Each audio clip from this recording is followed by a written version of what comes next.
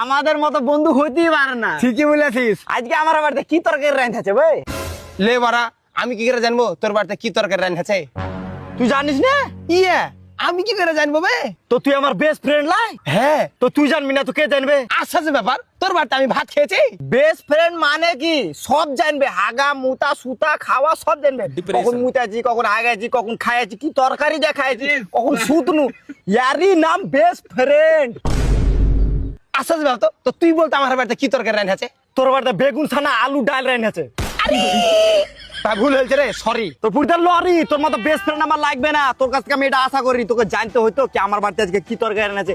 তোমার মন ভাঙে দিয়েছিস, দিল ভাঙে দিয়েছিস। বেদর্দি সে প্যার কা সাহারা না মিলা। লে বাড়া, আমি কি করে বলতে পারবো ওর বাড়িতে কি তরকারি রান্না করেছে? তোমরা তোমার বেস্ট ফ্রেন্ডকে ভিডিওটা শেয়ার করে দিন, ওরা বুঝতে পারছে কি।